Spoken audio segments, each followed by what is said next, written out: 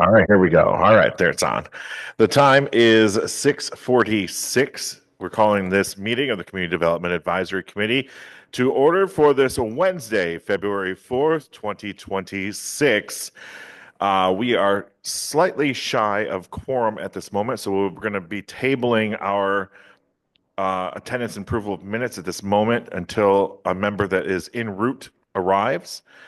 But we need to discuss some things that don't need to be voted on. So we'll start with that. And we also are going to hear from Rebecca. So about the agreement between City Council and the mayor. I can't see you with my reading glasses on. So I apologize. I don't know if you want to start us out or if you want us to go through some of our other stuff first. Well, I didn't know if Deborah wanted to be here for that. Okay. I am happy to start. All right. If there are no objections, if folks feel vehemently otherwise, I'm also happy to wait. An unofficial vote. Should we wait or stop? Go. Asia? Go. Go. Okay, go. Go. Got it.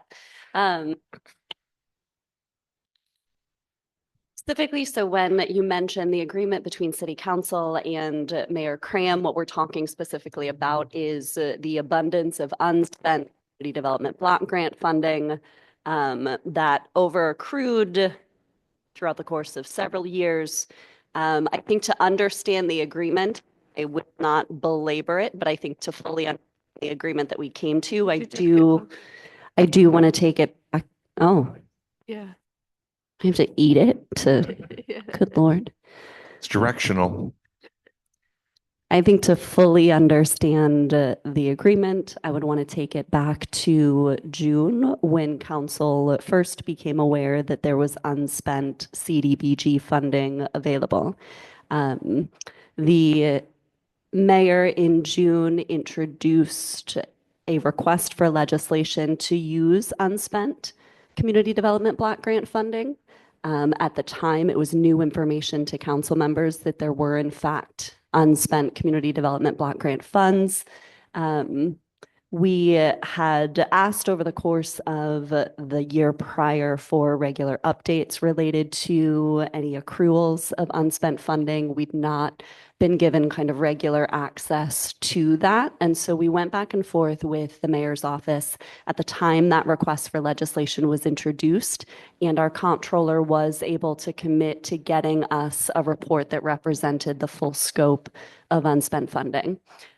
So we discovered in analyzing that report from the comptroller that there was over $700,000 in unspent community block grant funding available for use. We were not informed at the time that there was a spend down concern. I am familiar with HUD guidelines, so that was a question that I asked, and we were informed that there had not been any notification from HUD at that time regarding the spend down, but it was more of a theoretical. So we asked specifically for clarification on the urgency that Mayor Cram was representing the spend down need and what it was related to. The actual notification from HUD was not mentioned, but we were informed just kind of a general need to spend down the funds. We later found out that the planning department, I believe at the end of July, had received notice that there was a balance of $246,000 that needed to be spent. I know that none of this is new information to those around the table, but it was new information to us. So newer members, sorry, I don't want to interrupt, but newer members, we were given heads up of unspent funds and what projects that they were sort of hoping they could steer that money to last year during this process last year. So when she's saying that those of us around the table, because we had the projection and the money and what had been spent and what had been unspent and stuff was up here on the wall during one of our presentations. So we as a CDAC knew that going into this time frame. We were just unaware that city council didn't know that. And so, I mean, in a span of several weeks, we were able to uncover, discover, be informed regarding all of this. The mayor's initial request for legislation focused on equipment for the fire department, to med cars and turnout gear. And the concern related to the spend down was that one, it was largely limited to capital expenditure. And two, in a lot of the capital expense categories, those projects typically take a long time to turn around. So there was concern legitimately that we would not be able to meet the 2026 spend down requirement if we didn't move forward or identify capital projects that could be spent down in that time frame.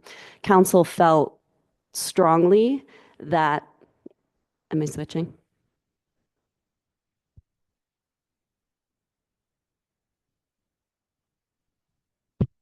This is a Council. regular problem for us. Oh, we have it every. Okay, perfect. I saw Robert walk in. We have it every Monday and Wednesday as well.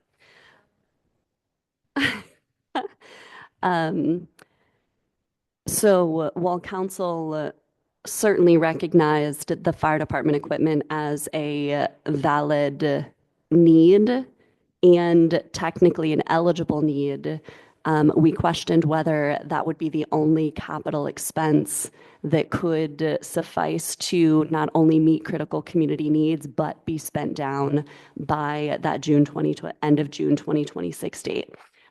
So that was mid-July. By September, we had rejected Mayor Cram's initial request to spend it on fire department equipment and introduced two pieces of legislation that would establish two programs. One was a rental assistance program that would work closely with the proactive rental housing program that we had introduced and were in the process of finalizing. And then another was a public housing modernization program, both of which in conversations with the planning department, Steve Carson, as well as Dr. Burling, they'd confirmed it would be eligible, confirmed that it had potential if we moved quickly to potentially spend down the funds.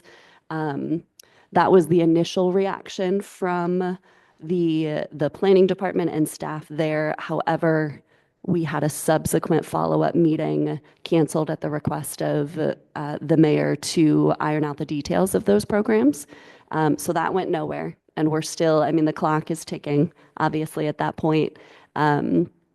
So when those initial pieces of legislation did not move forward and we weren't able to meet to iron out the details, what I started to do was look to put together a much more comprehensive spend down plan that would accomplish not only again, meeting the capital expenditures, meeting the spend down deadline, but also highlighting the fact that we don't have a protocol in place for allocating unspent funds. I think that's our step two.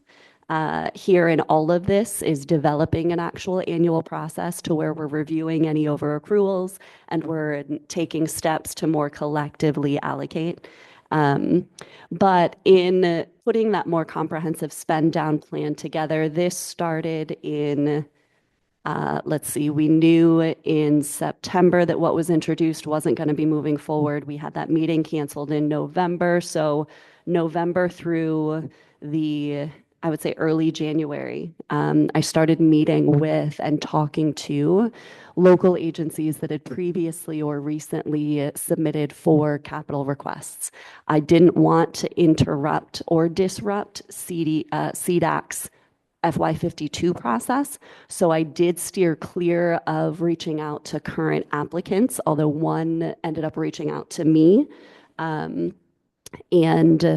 those conversations were, what are your top capital needs?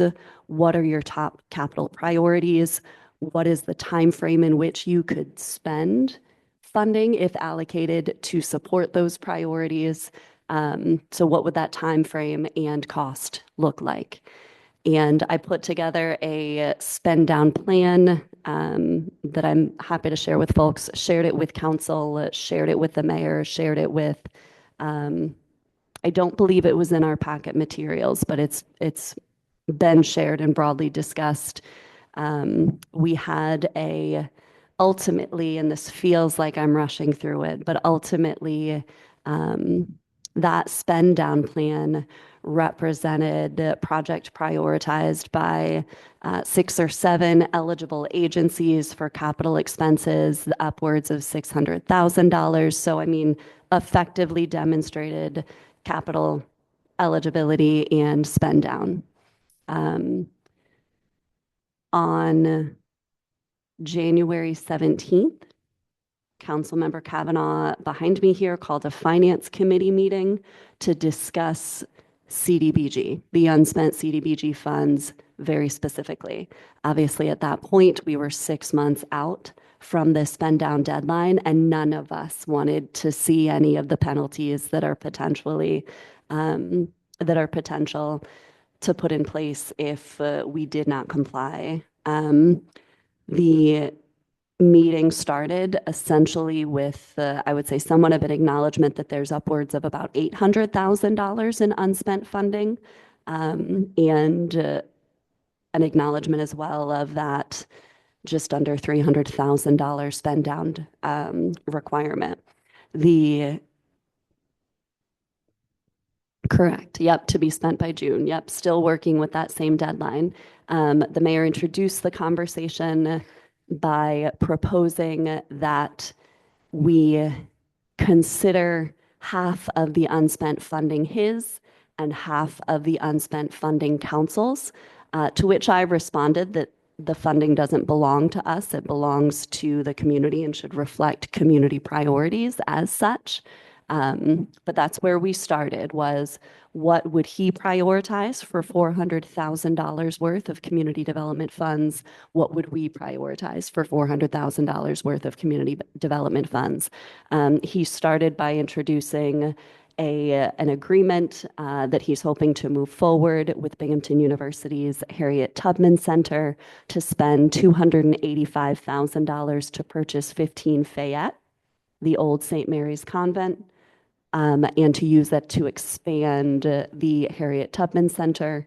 There were a handful of priorities identified that he identified. He initially said that he would want to explore affordable housing as well on the site. When I asked specifically what he meant, he indicated that he would want to explore housing for graduate students and research professionals that were related to the center.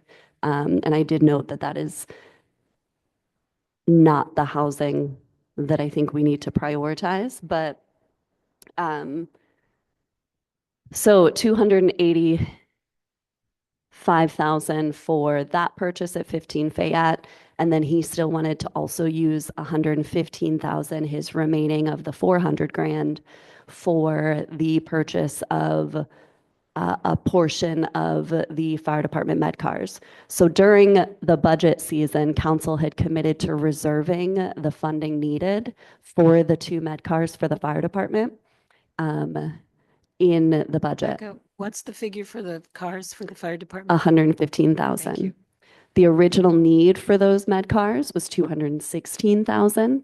That's an amount that council reserved in our contingency account during budget season in order to move forward the purchase of those med cars if the mayor didn't include it in his budget, or if he opted not to use the general fund balance that we had authorized.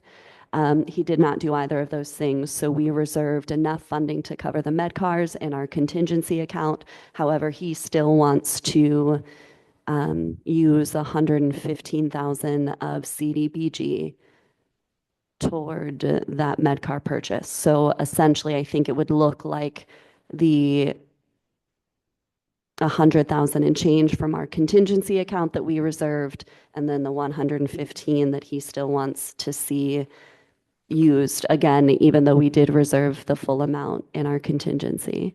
So that's his full $400,000 out of the spend down plan that that council had put together. We identified three top priorities. The first was sustaining warming center operations at the United Presbyterian Church.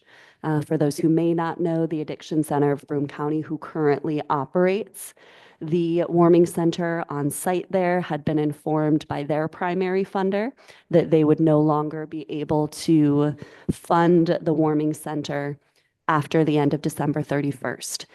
We were able to negotiate the funder to extend through mid-March, but we had a gap after mid-March where we knew that it would still be freezing temperatures in our region and a need to sustain the warming center.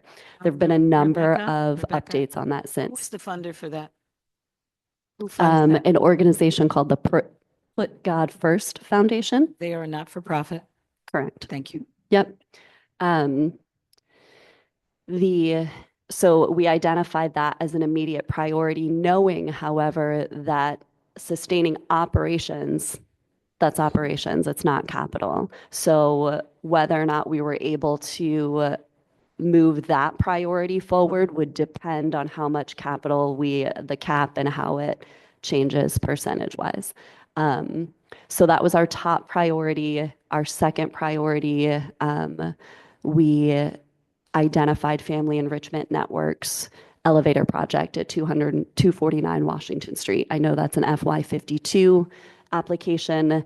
April Ramsey had reached out. She was a part of a conversation I had with COC. There's a couple of conversations that I skipped here, but they are public.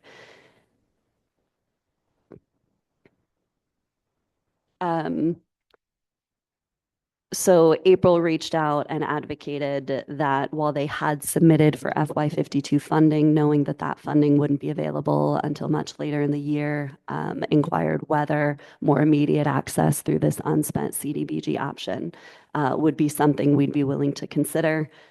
Council absolutely was willing to consider that as a priority. And the third priority that we identified was for affordable housing development. So Broome County Urban League has a project they've already secured $300,000 from DASNY for 4 units of affordable housing. It's a rehab, not a new construction. But they intend to do 6 units total. So they estimated needing between 100 and 150,000 additional funds to rehabilitate the final 2. All of the projects that were included in our spend down plan confirmed that they could spend the funds down by June, by the start of June, in order to give a little bit of wiggle room. The timeline that FEN submitted had a spend down estimated closer to June 28th, 26. So we actually didn't award the full amount of their need, but just the amount that we knew could be spent down in the timeline we needed it to be. With that said, if the $285,000 purchase of 15 Fayette moves forward, which is a very quick acquisition cost, that would meet the spend down need and at least get us past that critical timeline hump. That is a very brief representation of it, and I would love to take questions, particularly related, to anything you're interested in, but I'm happy to lay a little bit more context if it's helpful. As you know, over the summer and everything, I was very concerned about the cap line and being able to spend. The more capital you spend, the more you can spend on service, et cetera. And that had been my major concern the whole time. So I'm glad that it appears that you've got your balance going. I think it's a valid concern. And I think we were consistent in representing that it's a valid concern. Mm-hmm. What we felt so strongly about is that particularly when it comes to housing locally, there is no shortage of capital needs that could be prioritized.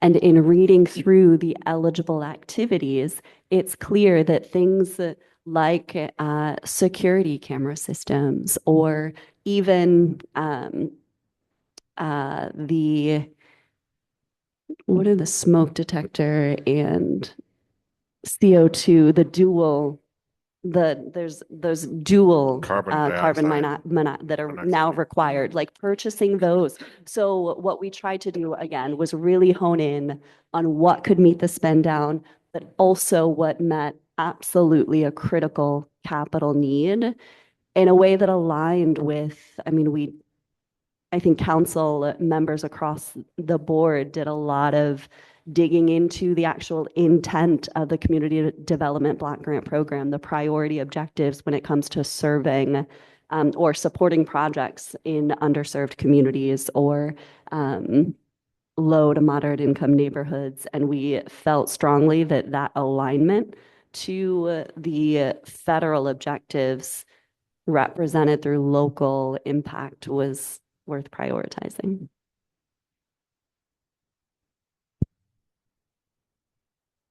Any questions? I have quite a few.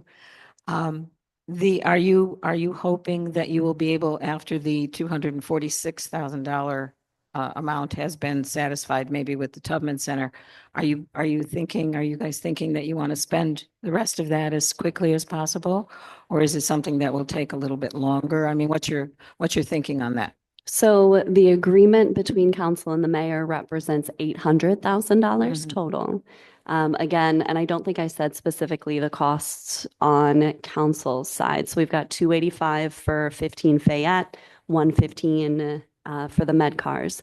Council identified 180,000 for Fenn's elevator project, 100,000 for Broome County Urban League to rehabilitate those final 2 units, and 120,000 for the United Presbyterian Church to sustain operations.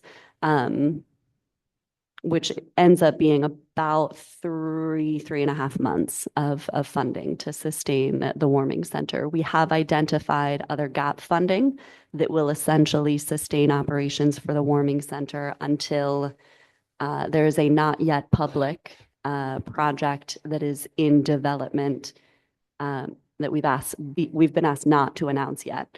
That is looking to start something much more comprehensive. The warming center is great and it fills a gap, but we need more of a 24/7 wraparound services model, and we're looking at potentially opening that up in September, October. To your question, the full spend down would address $800,000 of what is unspent currently. Satisfying the spend down by June.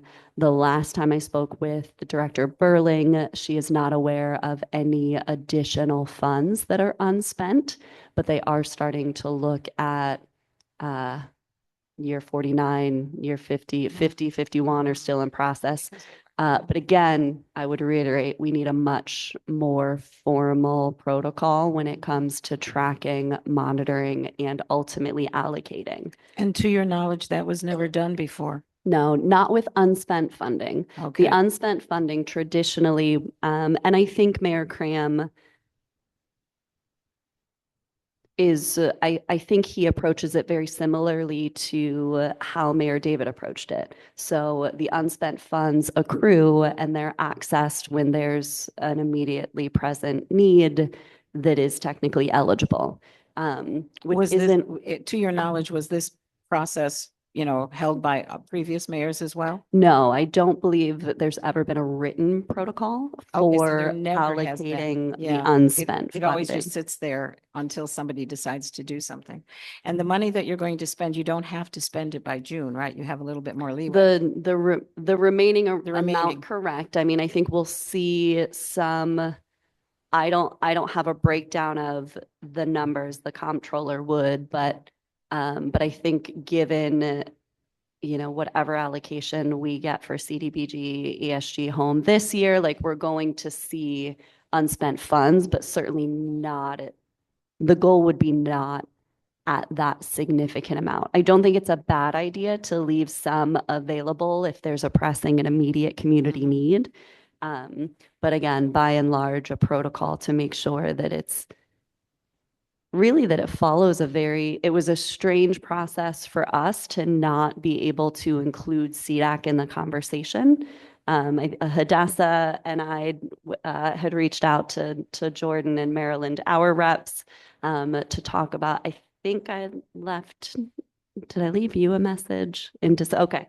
So, but because there was no protocol and because we had submitted legislation in September that went nowhere, we had a meeting canceled in November that was supposed to move that forward. At this point, it was just here's something we can publicly discuss.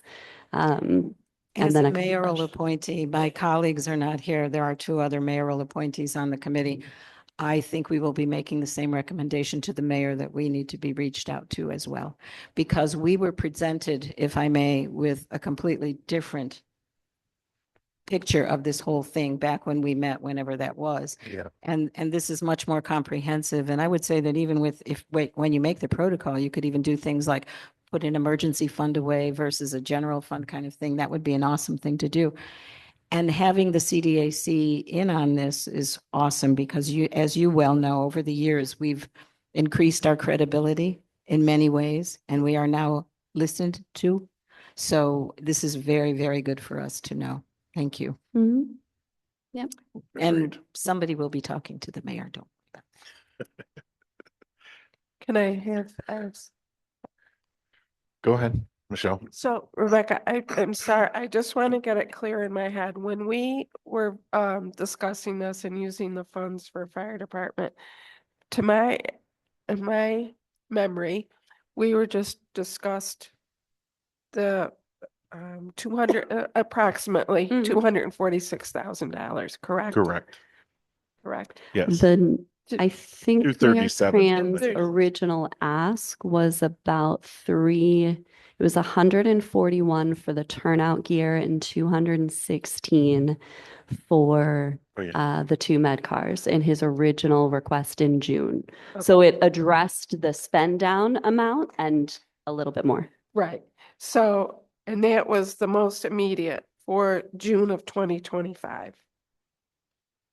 26. Oh, okay, 26. Okay, so now the rest of it that we're talking about that take up to the $800,000, what is the timeline for that money?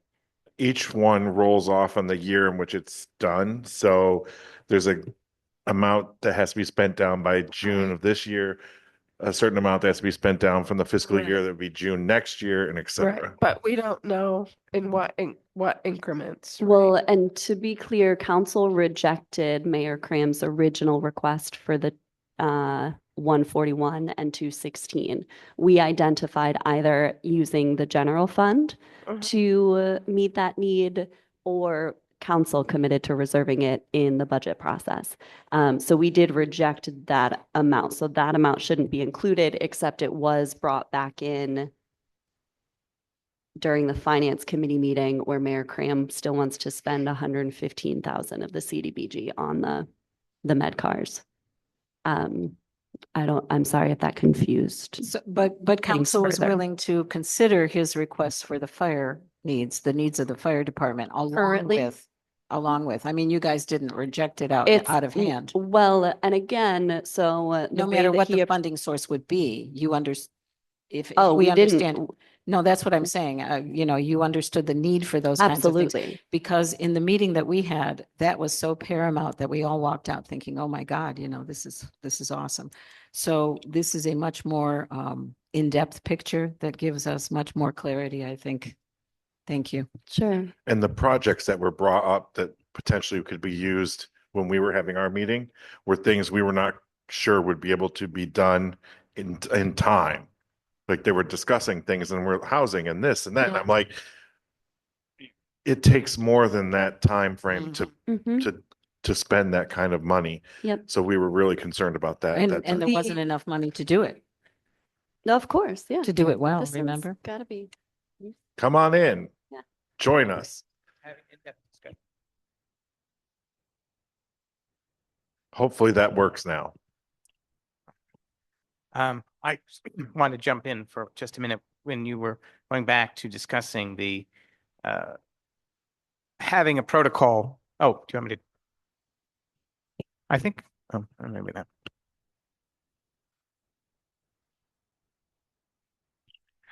When we go back, rewinding for just a minute to when you're discussing having a protocol going forward for unspent funds, I think something I sort of got brought up in conversation, I don't know that it's been brought to CDAC's attention, is that when you folks are going through the initial yearly submissions, to look at, have the information, have the available for, because a lot of these groups get grants year in, year out, where they are in their spending of what they've already been given, so that we're less likely to build up these balances. And I think Actually, that is something that we have been much more aware of and much more requesting information about that. Yes. So, Last spring specifically. yeah, we have been working at that so because that's great. Yeah. when Steve was here, he would let us know how uncooperative sometimes these agencies were in giving us the information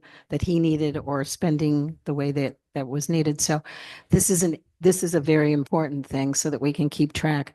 But not knowing about unused funds was also a problem because who knew, We would agree with that. Yeah. Not knowing about the funds Yeah. was Knowledge is a challenge. powerful thing. Yes. And I think planning is being proactive in stepping up and being in contact and getting organizations to submit invoices and receipts faster so that we have a better, closer to real time idea of where we're at with spending. So, After last January, when I think I first heard of a notice that we had a deadline coming up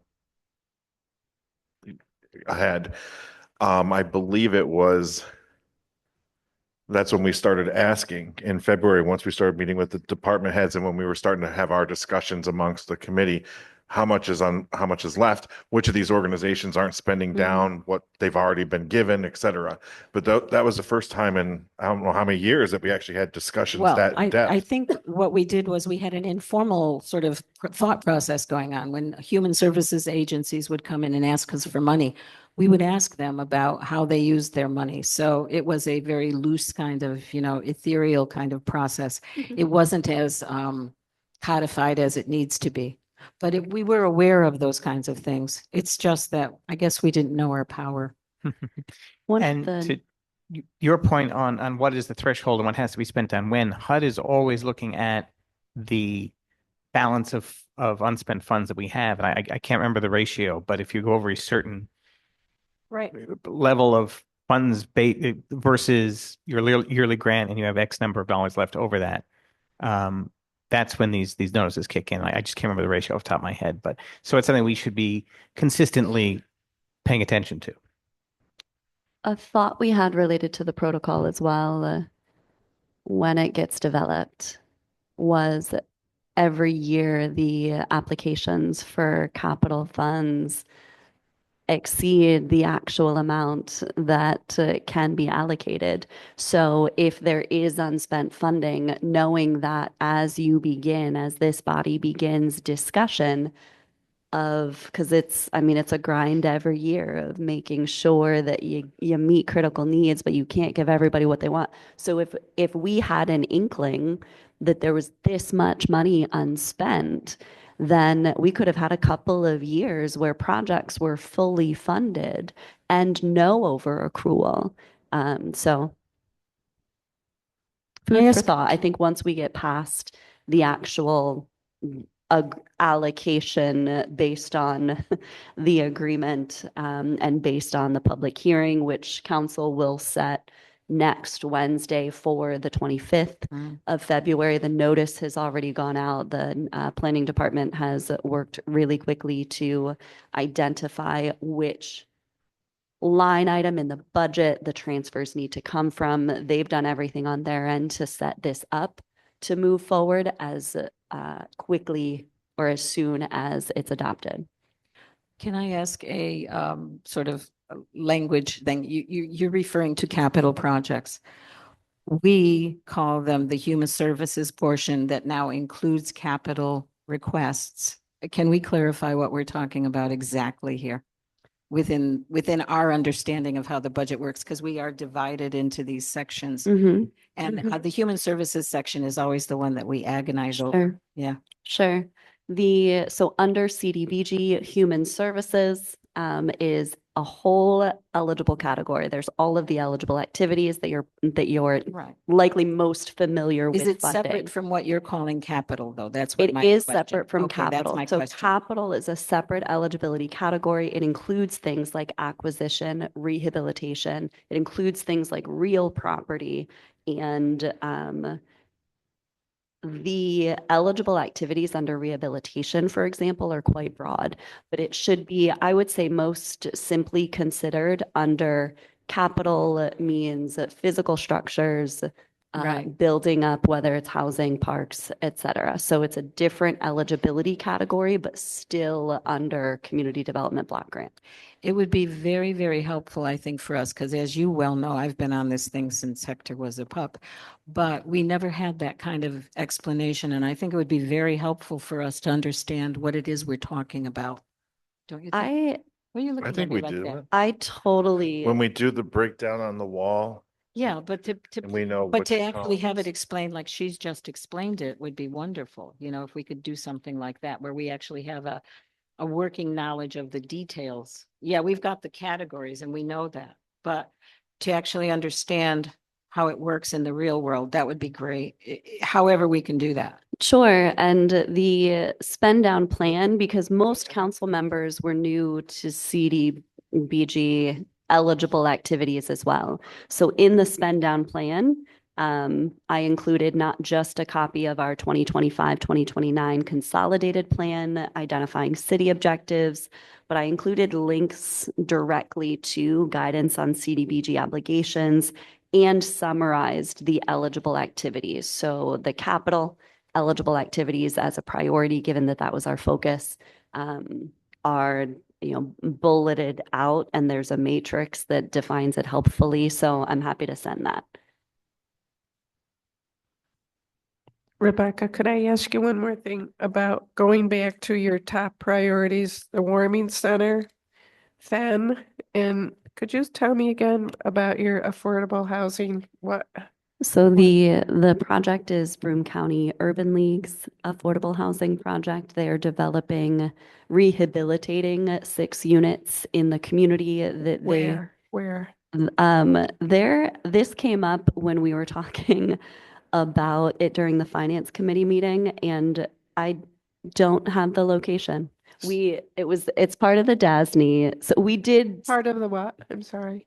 we did identify where it is. I just can't, it's off Main Street, right in the city of Binghamton.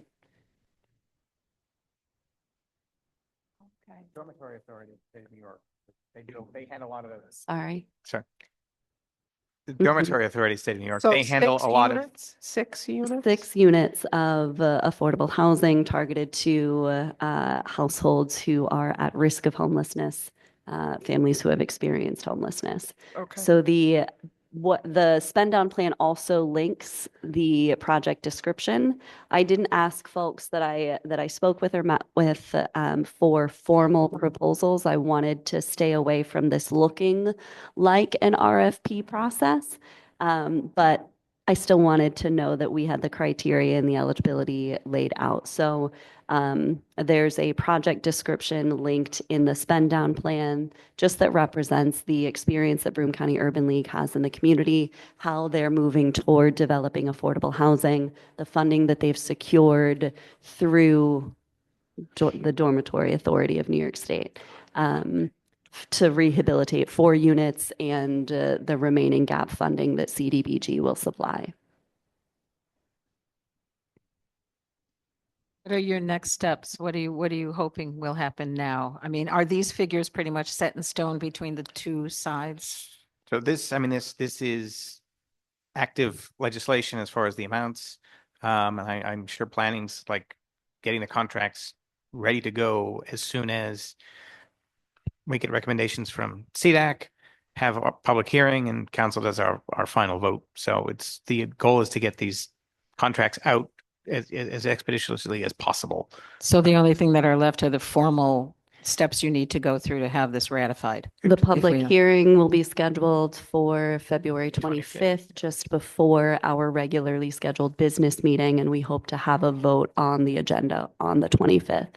So that, again, with the timelines that we're looking at, we wanted to give ourselves as much space as possible. So the contracts would hopefully go out at or around March 1st. So we would Yeah. know that if Fen gets their elevator, we can disregard that in our process as well.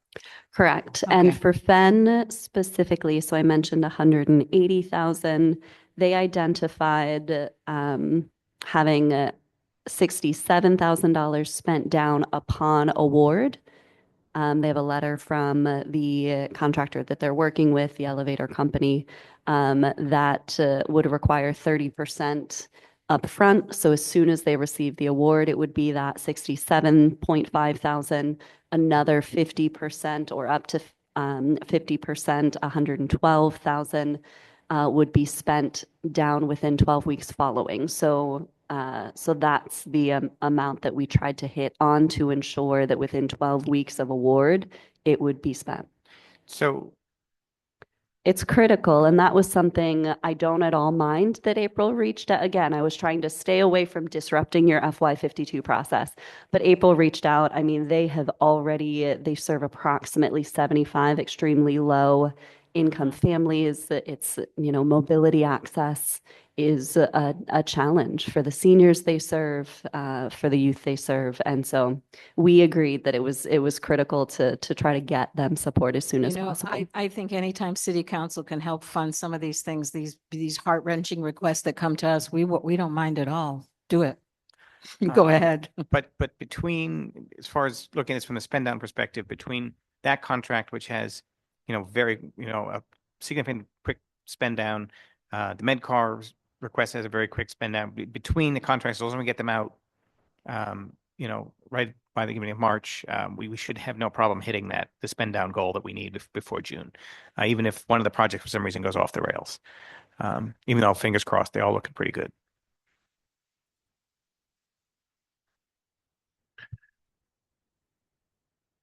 In that process of the public hearing and your city council vote, is there any vote you need from CDAC? I mean, again, because there's no technical protocol, no. Okay. But I mean, we would absolutely appreciate your thoughts and feedback. I mean, we don't need a formal I'm not the 100% expert on this either. I don't know if you need to vote on, So there just needs were your recommendation or if you amendments. vote on the amendments. I don't know. So the public hearing is required as part of the amendments to the action plan, which is why we had to do the 30-day notice, which was sent out 2 weeks ago now. So I think the public engagement requirement will be sufficiently addressed to move the amendments forward to the action plans that support the transfers. So I mean, again, I don't Is there any? technically know, but we would love Is your there thoughts. anything that HUD might have that, have other block grant advisory committees face this? Is there some sort of? So I would say the individual that I spoke with a couple of folks within the sector, none in New York State, one in New York State, just because I work within the homeless services sector. And the amount of accrual was a surprise to everyone, but the lack of a protocol necessarily for it wasn't as much of a surprise. So as far as there's nothing that the HUD can come back and say, oh, the Not to CDC my should have done knowledge. something. Not to my knowledge. Probably check on that just to make sure The that we're public doing what we're notice and supposed to do. public hearing requirement Okay. absolutely have to be satisfied, and the planning department and council has moved I that. suppose we shouldn't feel so bad if HUD hasn't had anything that they don't put in their regulations. If they haven't thought about it, then I guess we're not doing that badly. It's Well, just over a the summer- significant amount of. Over the summer, we had the public hearing over the summer before we Right. made our recommendations. So that satisfied it in the summer. If they've called a public hearing then they're satisfying it. Yeah, but what I'm saying is HUD hasn't thought of what we as a body would do in a case of this kind of thing. I think it's very interesting. And the more you look at what New York State and the federal government leaves out of some things, the common sense stuff, that's what makes you kind of wonder. So we shouldn't feel all that badly. They didn't think of it either. My primary concern with unspent funds is without a protocol, the potential will always be there to use it for things that don't meet critical community needs. Sure. Be a model for the nation.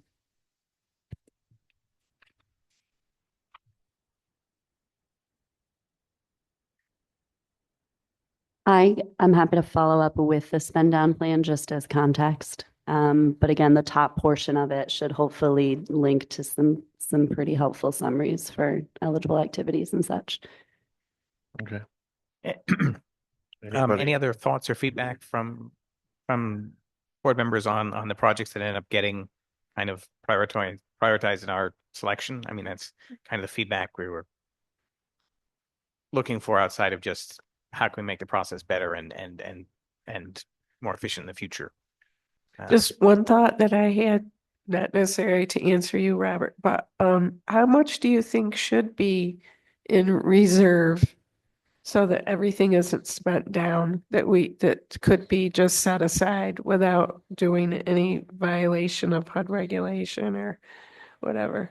Because you mentioned, you don't agree that everything should be spent down to, which I think there should be, some in reserve. I don't think every single nickel should be spent. No one knows what could ever come up. What if there was another COVID crisis or something?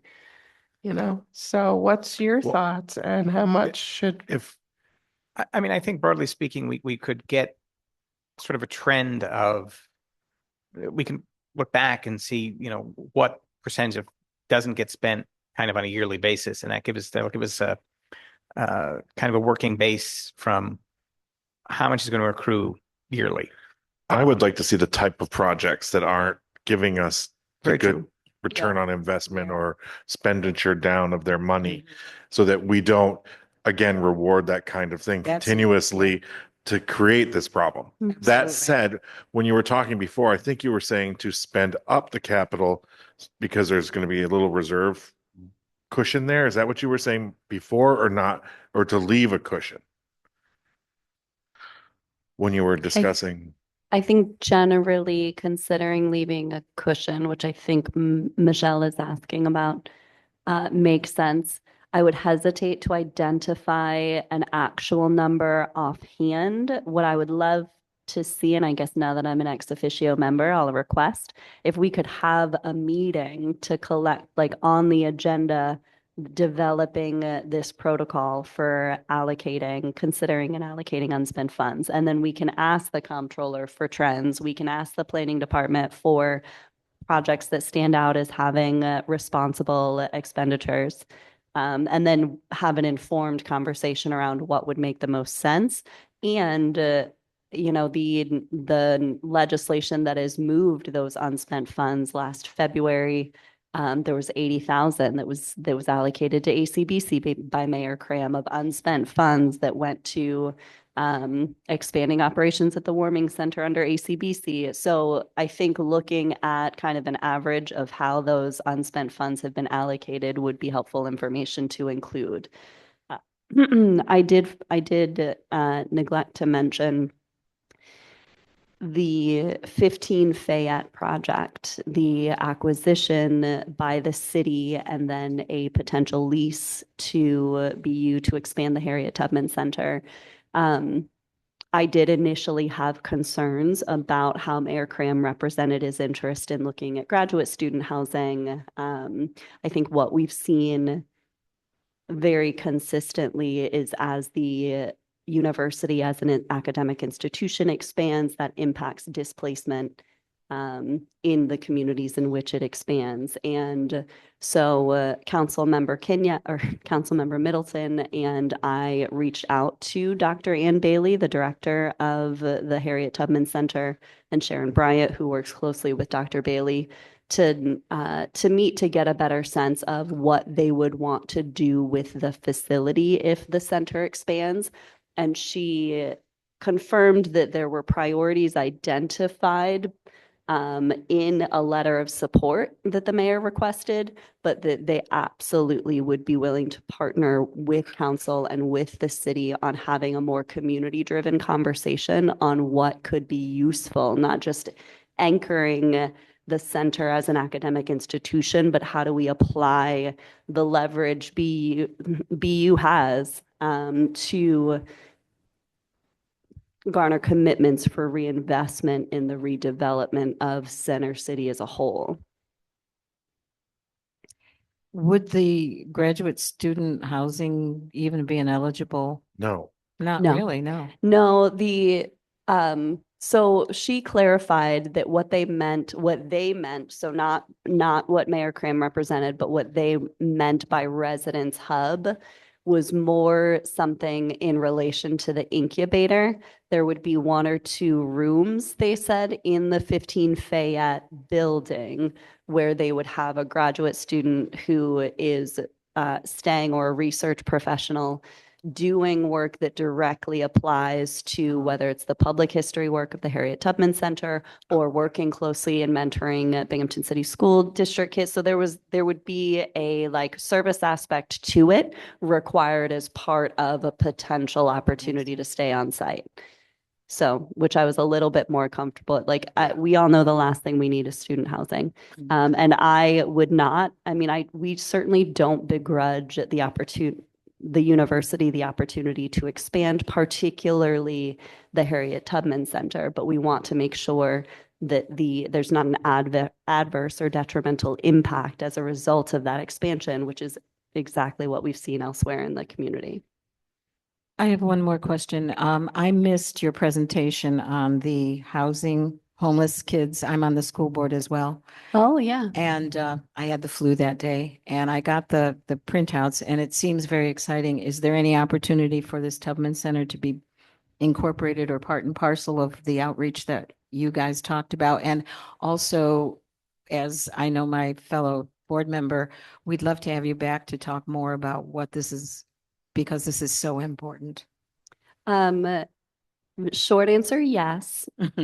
Medium answer is we are planning a press conference next Wednesday to announce a couple of partnerships related to Center City and involving the school district, involving BU, involving NAACP, involving Astor D. Rice, involving Sons of Italy, involving the Jewish Federation. So this kind of launched a much broader conversation that addressed the disinvestment in Center City that I think we've found shared concern and consensus on.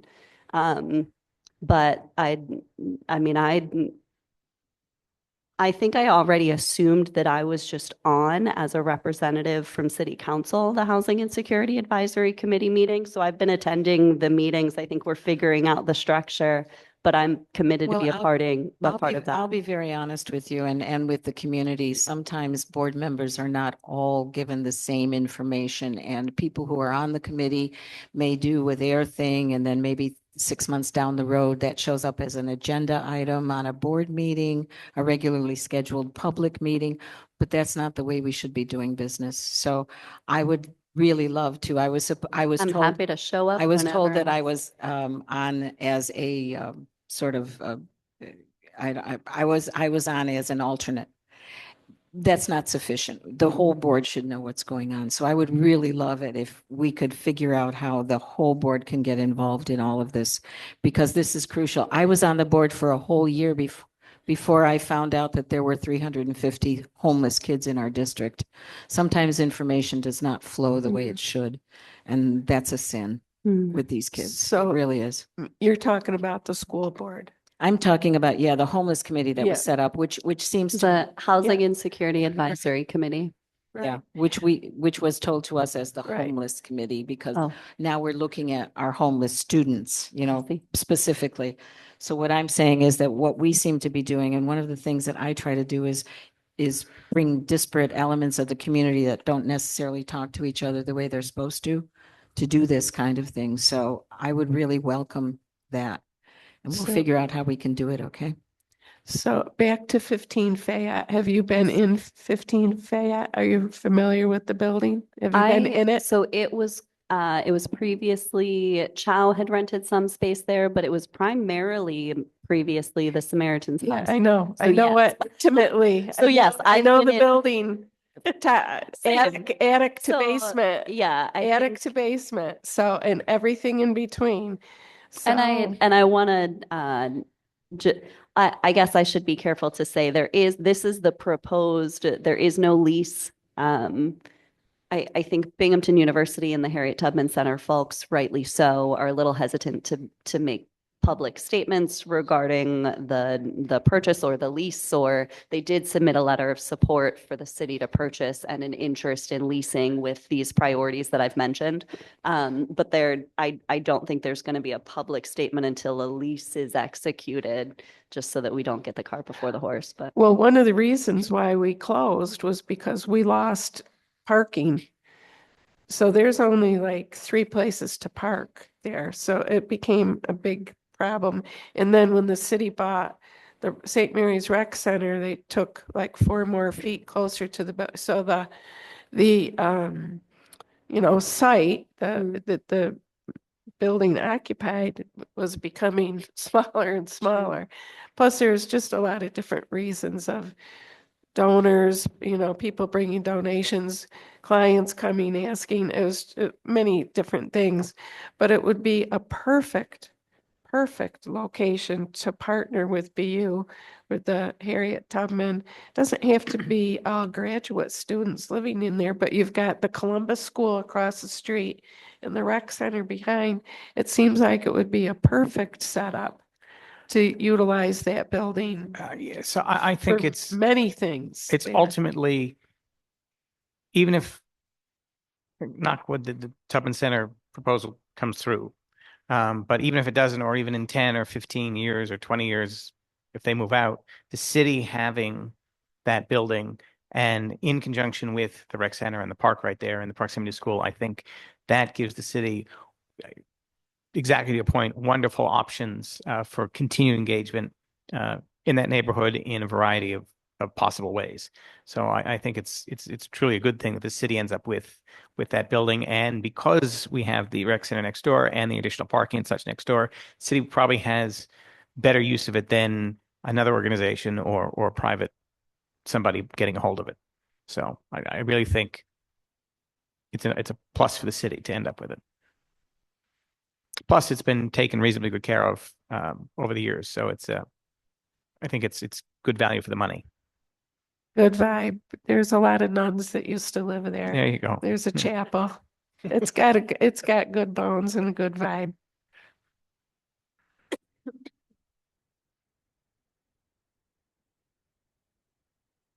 Anybody else? I would just like to say this has been a very, very productive, very wonderful conversation. And now that you're going to be our ex officio, I look forward in the next level of CDAC, how we develop this into an even more effective body. So thank you.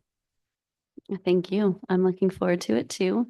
Typically, I will plan to stay for as long as I need to every meeting. Tonight, however, I cannot.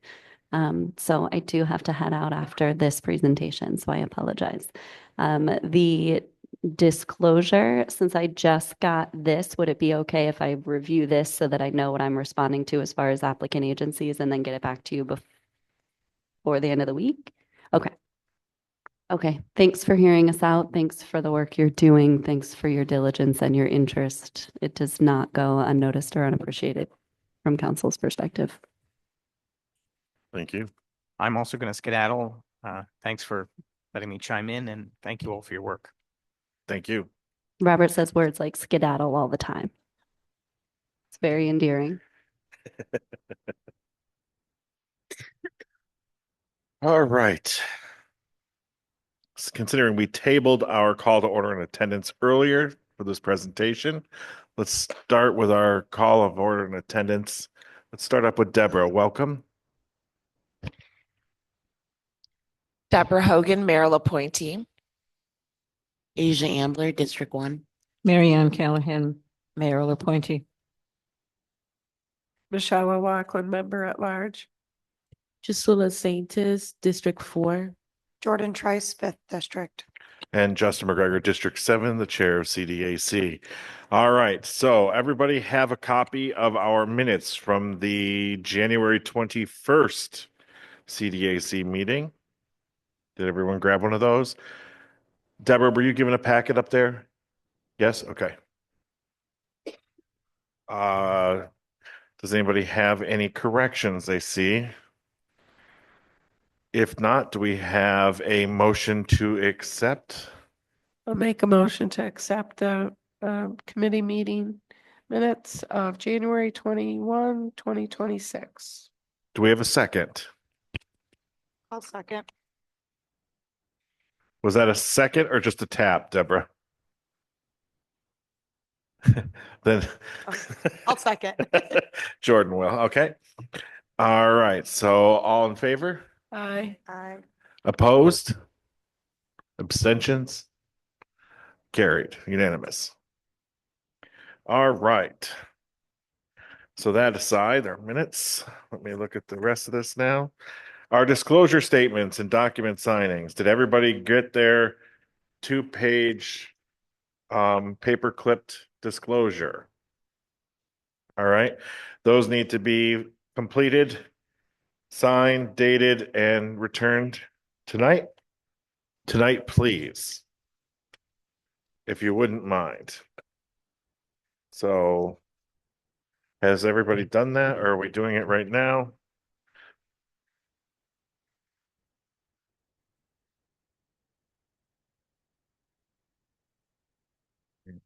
Financial interest in any contracts.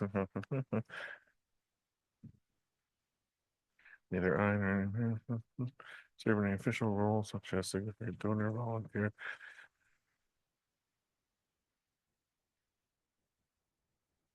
I will not serve.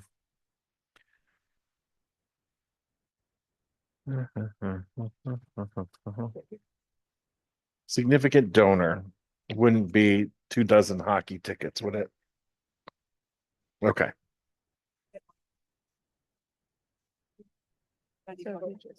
Oh, okay. I will not serve as a trustee partner. Any agency currently or The board of United Way, that's no conflict, right? United Way. Yeah, that's. Yeah. It's who we give funding to, not who some of these agencies may also get funding from.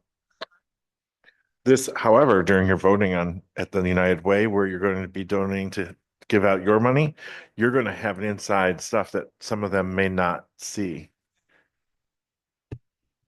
which is helpful. Yes. That orientation. Oh, so you haven't been on it yet for their process? For the new ones? Yeah. About 16 years ago, I did 2 times on that. Woo.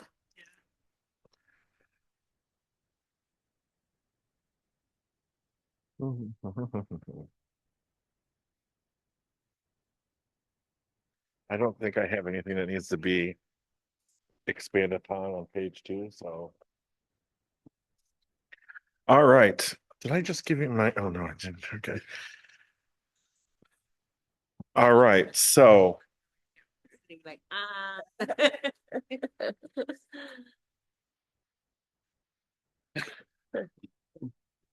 do we have any discussions upon any of our agency presentations before they're too far out of our memory?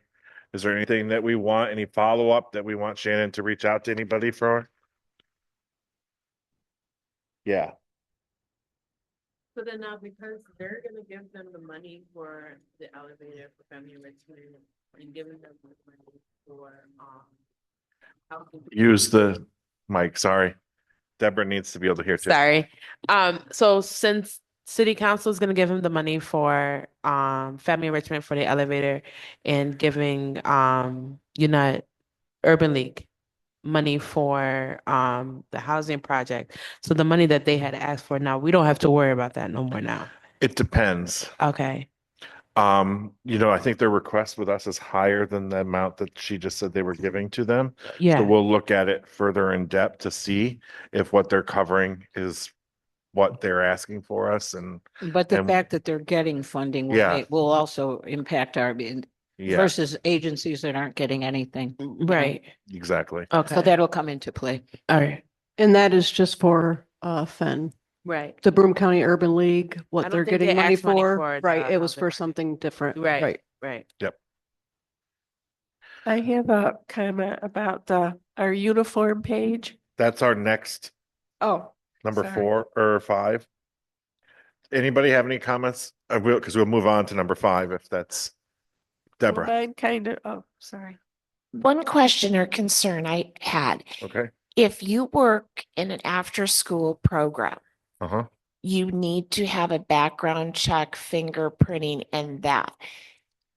The program of using the DAS, and I can't remember the name of it offhand, great, but where is the accountability in what agency would be, because they're gonna be requesting a stipend. Part of that, is there any background checks or I don't want to say a check-in touch point? Which one are you for talking that? about, Deb? Sorry, I don't know. That was the CARES program. I think That it was was- CARES. I didn't want to say it because I was afraid I didn't want to use the wrong name. But Oh, that the was just dad Yeah, program? with like the Part of mentors. CARES? like after school to make sure, it was almost, for me, it was like a initiative to make sure that our students are getting home safely, that should any mentoring be needed, or just to make sure that there wasn't a disruption of any minor to major magnitude, that the dads were going to be providing that leadership and mentorship. But I just didn't see the structure having been involved with after school type programs. And I just was wondering if we could ask about that. It wasn't till after the presentation and some other conversations outside of this body did that just come to mind. And if anybody had any other thoughts. I had thoughts about that program. Is that what we want to be talking about now? About what that people have already presented? Yeah, if there's something Right. I that we had- want to follow up, have Shannon reach out and follow. That was going to be my question. What exactly would you like me to follow up with? I guess them. you're asking if there's any type of certification. Yes, and is there a background check? Is there fingerprinting? That all goes into working with young people with other organizations. Right. Is this organization going to have something similar to that? And the only reason I'm bringing that out is because it looks like it's brand new. So maybe they haven't thought of that. They know what they want to do, but it's the infrastructure behind proceeding with a new program that I'm not sure that they thought out. And maybe they have, and it just wasn't No. part of our discussion. No, and I can honestly say that from the school district's point of view, from the school board's point of view, I was under the impression that they are not allowed to go into the schools, that they have a very loose kind of, and my concern was, if we are paying these stipends, how do we know that what we're paying for, we're actually getting? To be Right. very, very honest with you. So there needs to be some real investigation about how this program works. I know CARE in the past has done awesome work, and I'm not saying that they're Yeah, not those doing a ones- good job, but when it comes to tracking and actually being able to explain to the community what these guys do, it needs to be more fully developed and defined. I know for, oh, sorry. I know for any agency that does get funding or whatever, they do have to provide a demographic report with every claim. What do you mean a demographic report? So it's like the race, ethnicity, how many, were they Binghamton? Well, they have to be Binghamton residents. And that's on paper, but what we'd like to know is how it works in the real world. You know what I mean? What do these guys? The demographic report is who they serve. I Right. think their questions are who the mentors are. Yeah, and how on the they work. Program and how and they're how they work. certified We to need do more. this stuff. Can I was a little referring to, because I am familiar with the CARES program. They have multiple like sectors that Yeah, they do. So they have the DADS program, which is what they're talking about here. The DADS program does not go into the school. They also have a parent mentor program, which Right. is in the school, and those parents do have background checks done. I'm not sure the layout of that, but that was one of the first things I asked when they showed up at MacArthur, was like, hey, what are your credentials? What's going on? Past background check, fingerprint, all that, because I'm OCD. Like, I want to know who's around my children. So I know that they do the background check for that. I just don't know like the exact process, like who does it. But the DADS program, they are outside. They are helping to minimize, and I believe it's only for middle and high school, the middles and the middle schools and the high schools. And they're outside to basically help de-escalate fights or any problems that might occur from dismissal to, walking down the street to getting on the bus and stuff like that. So I don't think they would necessarily need the background check because they're just kind of being good Samaritans. Well, I think we would like to know whether they think a background check is important or not. And if they are going to be working with kids, especially in this day and age, the more information we have on how they work and how they pick their people and how they monitor their people, we're not saying that they're not doing a good job. We're just saying that we want to know that they have the proper protocols in place, because what these guys do is absolutely wonderful. But if it goes wrong, I don't even want to think about it. You know what I mean? So let's ask them to actually make their program better by creating these protocols if they don't have them, that they need to have them. Because as it's presented, even in the schools, oh yeah, these guys are out there. Well, that's, we can do better. They could do better. And we need to ask them. That's not asking a lot, Jordan. No, it's not. I just feel like, so because I do know some of these dads, I don't know what their backstory is, but there might be an issue with a background check. And because they were troubled youths themselves, so they can kind of see where the troubled youths are Yeah. coming from. Yes. So they might not necessarily be able to Well, pass it the background it check. depends on what kind of protocols are arranged. We're not going to ask them to be draconian about things. But as the program was presented, they haven't given us, even from the school district's point of view, they haven't given us a lot of detail about how they have created it, how they run it. That's all we need to know. Okay. And I think that if the program vouches for someone, that should be taken into consideration too. Just because you're asking them to set up a paradigm, a parameter is not necessarily, we're not assuming, Profile. we're assuming innocence until proven guilty, not the other way around. I'm- So I Ju- think that's what we're asking for. You done? Sorry, Yeah, I I'm didn't done. want to step on you. Even here in our roles here, we sign and stuff for our stipends.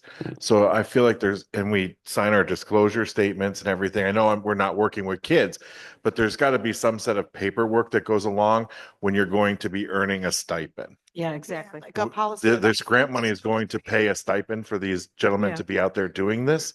So we just need to make sure that that kind of procedure and everything is laid out so that sounded like it got really loud, sorry. That we know that these people are, how much are they making in those stipends? Are they going to be paying taxes on their stipends? These are weird little things, but they're important things. Well, We don't want CBGB money going to somebody who's doing tax fraud, But the thing is too, that if we help them make their program more credible more solid, more Yeah. stable, we're actually helping them in the community that is sometimes a very suspicious community. So anything we can do to help them sort of, meet a standard that's higher than the one they have now, that's not asking anything bad. That's actually asking them to make their presentation to the community stronger. In their proposed budget, it does say that they plan on paying 10 dads $250 a week for 36 weeks. Yeah, no, that's taxable. a substantial amount of taxable. money. So can I interject something here? I believe, sorry, can I just finish Yeah. one? I believe anything that we would reimburse, salary wise, they have to provide backup for that. Yeah, but is the Um, kind of backup you're talking about, it's a very sort of technical No, backup. they would have to provide like a copy of pay stubs, their payroll. That's what I mean. But what we're asking is, how do they pick these guys?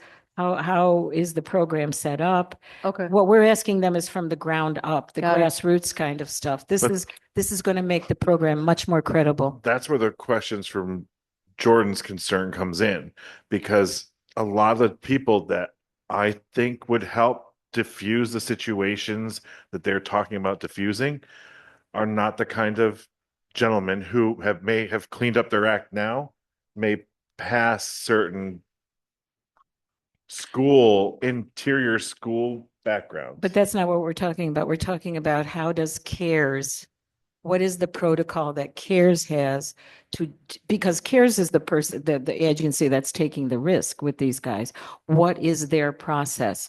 It's not that we don't trust these guys. We just want to know how you do it. How do you find them? What kind of, tests do you give to them? How do they qualify? What is the eligibility to work in this program? okay. And having that kind of background would actually to me, it would improve your eligibility, because it's like hiring the bank robber to do security on the bank. They know what they're talking about. So that's not necessarily a downside. Do you see what I'm saying? It's Right. how you do it. But the fact is, they don't seem to have, they can't vocalize, they can't articulate. We're saying that, but we don't know that. And because we don't know that, because they haven't told us. Right. And that's what we're That's asking what the them for. question needs to be. Do you have a procedure? Is there a process? Yeah. Not, you need to establish one. Well, if you don't have one, you need to establish one. Well- But yeah, but I mean, what is your procedure? How do you vet your people? And is there any kind of training that's ongoing for this kind of thing? I mean, what they do is awesome. So is Well- like lived experience gonna Absolutely. be taken into consideration? But I hope Because so. the way they're able to connect with the kids and the families that they work with is because we understand each other. We're coming from the same background. Right. You get what I'm saying? And not everyone has a squeaky clean background. We're You get not what- asking for squeaky clean backgrounds. We're asking for how do you find these guys? Do they come to you? Do you find them in the community? How is that connection made, and how is it tracked? I mean, if a guy helps diffuse 10 fights in the school ground, that should be tracked, that should be lauded, that should be celebrated. How do these guys do what they do? Not necessarily who they are, but how do they do what they do? I wouldn't say I guess from like the experience that I've had with them, at least conversations, because I don't really know much about like the intertwines of their organization, but I feel like a lot of them, they're very specific about who they bring into their organization. And it sounded like when they were here that it's very specific to which school they send them to too. Right. And all like- we're asking for is for them to delineate that. Tell us how you do that. Tell us how your program works, because now there's money involved, and that's going to be a big factor with the community. So the more they can give us, the more information they can give us on the detail without touching the really wonderful aspect of this program, but to sort of codify it in a way that a community member who might be very suspicious would look at it and say, oh, they've got this covered. They're doing this the right thing. And these guys who are making this $250, $260 a week are really earning that money. That's all we're asking for, because that actually creates more credibility for the community. not If less. anything, they need to get more than $250 a week for the work that they do.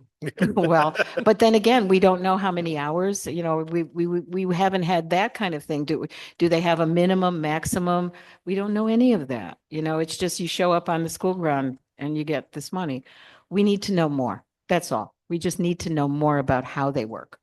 I will say that So- you can drive past during dismissal time at the high school and you will see them You see lined them. up. They're I on saw chairs, the the guy. yellow Lined chairs up. That's across the true. street. And that's the other thing too, like, they're not necessarily on the school property. No, No. They're like across they're the at, like Family street. Dollar. They're Yeah. at, No. like the chicken They're spot where across they the need The street. to be. Speedway. Yes, They're- they they're- need, I see they them at need Speedway. to be in the school, Absolutely. but But you see, Absolutely. well, I think, you know, where they where they are now, they're needed and they're very useful. But when you hear their presentation, and we had the same problem in the school board, we heard this very lovely sort of ethereal presentation. They need to start putting more black and white details into what they talk to us about. That's all. So, Especially with this kind of money. sorry, as I jump in. No, So it please sounds don't. like it's an organization that's growing, that's doing a lot of credible messenger work. How do we convey that message to them that, like, when you start putting money behind it, you expose yourself to, it's no longer just grassroots. So how do we as a council support them in that, like, level of growth of, like, because I get it, there are a lot of credible messengers that, you know, you could have had a drug charge 15 years ago, but if you have a sex offender charge or an assault charge within the last 5 years, I don't care how much you change your life around, you open your agency up to a level of risk. So how does CARES protect themselves? And also, if you want to continue to ask for money, build up like, how do we support them to say that without, like, Sounding like we're saying, trying like, to we tear don't them trust down. these people and we need to we want micromanage to every give part of their them the money. credibility to have community support How and do to we- earn this money and getting this money so they can continue to grow. But you need that credibility to do that, and that's how we got to figure out how they, not us, but they can project that credibility. And how does the council, like, is there a history of how we get more information from an agency, but also support them in is there a procedure for that? Yeah. Yeah, Deborah. One of the things, even I know with the local church communities, if you're even volunteering with young people, you have to go through a class. There's an initial class, and then that lasts for approximately a year, I believe. And then when you go back and you've had the certification, it's another type of class. So maybe that's something that they could look at. Another organization is, hey, they're doing it that way. How could we maybe adopt part of that into our growing organization? Because it's not just volunteer, they're asking for funds behind it. It's not program supplies. It's also now personnel for the lack of the stipends. But other community organizations are doing it. Maybe they could check with them. And also, I mean, what kind of supervisory mechanism is there within CARES to, you know, to watch and make sure that things are happening the way they're supposed to? I don't think we've heard anything about that either. And it's not necessarily that we're dragging them down. We're actually helping them defend themselves to a community that might say, oh, you know, we don't need you. Well, yeah, we do. And this is why, and this is how we do it. It's not a negative by any stretch of the imagination. We want to help them. So I spoke to some teachers regarding this program, some middle school and high school teachers. And one of them raised the concern of liability of this type of a program. Do they work in collaboration with the school district? I mean, would they knowing that their function is to de-escalate, or if there's a big problem, what if somebody really got hurt? You know, because let's face it, there's knives, there's weapons, there's, you know, so her concern was, what's the liability to the city? If the city's giving these funds to support the program, would there be any liability back? It's a block grant, so I Right. don't believe there would be, but But I thought that was an interesting comment. And as far as I'm aware, the only one that has the parent mentors and the school is the elementary schools. Which is not to say that there's not a worry of knives and things like that, but it's less Not likely. likely in the elementary Oh, no, I schools. know. I'm talking about the ones out on the street. Oh, the ones out on That's the what I'm street. talking about. And that's what she was talking I'm about. pretty sure the organization has to have some sort of insurance to Yeah. cover, Oh, you know I what I would mean? Like assume workers' so. comp insurance to make sure in the CARES event has- something goes wrong, like they would cover their Right. team. Because she was in the situation that she had, there was a huge fight Mhm. over by West Middle School. And, you know, she had to summon help to come and, You know, it all was of a these bad things are, situation. as a program develops, these questions come up and they need to be addressed as they come up. What are the liabilities to the city, to the school district, to CARES? And how have we managed to make sure that they're covered? You know, we've considered them. Anything that grows goes through this kind of a process. but I'm assuming that anything that is a registered nonprofit that has space and has employees has some form of insurance. I mean, they're already paying some of their staff. This may be a stipend to these gentlemen, but they're paying staff other stuff. So I'm assuming they have. They do. They have to have insurance, and City of Binghamton has to be listed as an additional insured on their insurance. And all we are doing is our due diligence in making sure that there are, with the questions that we ask, if we get the answers, we're happy. We're not, you know, we're not looking to vilify anyone, but where there are gaps, we need to know, and are they taking care of those gaps? Because I think Michelle's teacher and anybody who knows anything about the schools, the problems are much greater than they used to be, and they need to be taken into account as we help our kids. And the most important thing is CARES does help our kids. Let's help CARES do that. Let's make sure. So to be clear, I will ask, what is their procedure on choosing the dads for the program? Is there a training they have to go through? How will the tracking take place? For example, how many people they've served and the type of service they did? I think we can also ask, is there an hour, a minimum of the hour, you know, like it, Oh, I have What is- hours and then questions. hours in there? back to it. Okay. Yes. Yeah, that's okay. Yeah. If anybody thinks of anything else, reach out. I will also send a copy of the email to everybody so that they know exactly what I've asked and the concerns that were brought up. And we can maybe add that, you know, any other details that they could give us would be helpful because, you know, maybe we'd miss something, but I think it also helps them to think of these things. Asia. I just had one final thought, and I guess I don't know if this is more towards CARES or kind of what we're requesting in terms of information, especially if it's Dr. Yule from the university, kind of highlighting the importance of that data. And if we're using credible messengers, let me back up. A part of the BYSA, the sports thing that I'm a part of, we're trying to get parents conflict resolution training and coaches. And I think if we were to able to kind of like encourage them to find a reputable conflict resolution, de-escalation training, it'll help even the dads that are out there, because I mean, we can dance around it as much as we want, but Black and brown men historically face different employment barriers. And I think having a certification and training, it adds value to their CARES dads narrative. So it's not just I'm out there and this is great for the kids, but I'm showing young men and women and children and girls how to respond to things, and that I have this training and I can add it and it's a value add to myself. Like, is there a way, obviously this sounds like a question I just would like to tell CARES, but is there a way to ask them like how can they strengthen their data, or what data do they have to show the effectiveness or impact or long-term impact of what they're doing? And it sounds like they are using the dads on duty model. Is there some data they can pull from there and share back out with us on the effectiveness outside of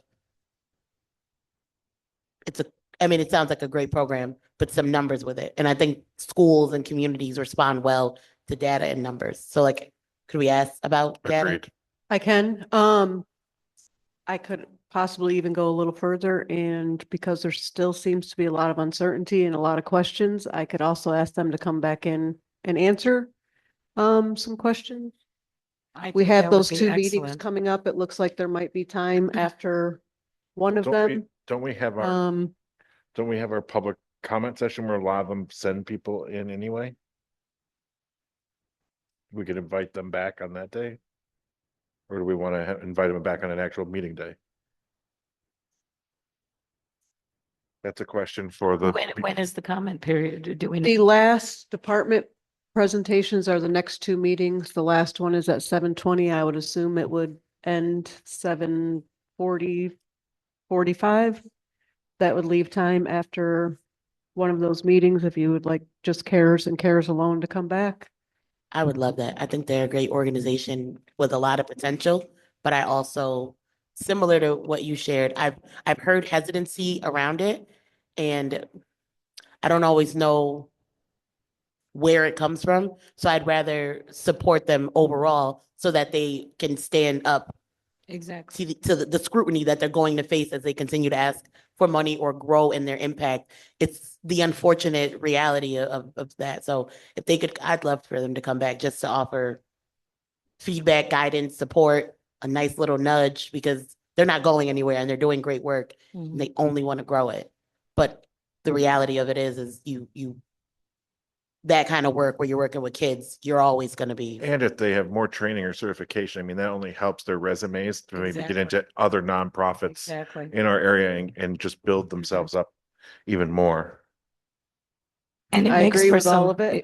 it makes for some really good human interest stories too, which this community desperately needs. Yes. They need to know that things are working and that people I'll are. definitely ask them to come in. If you guys want to decide on a day and time, I will reach out to answer further questions. If y'all want to write down your questions, so that I could possibly give them a heads up of what will be asked of them. Yeah. And also, like you said, Michelle, maybe a lot of the school districts aren't aware that they're not actually working with the school. It's a, out of school type program.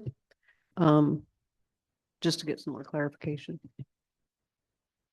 It's obviously a program that has come about because of a need and it's great, but now that it's out there working, it has to be sort of defined in a way that is acceptable to the rest of the community. The 5th isn't a Wednesday.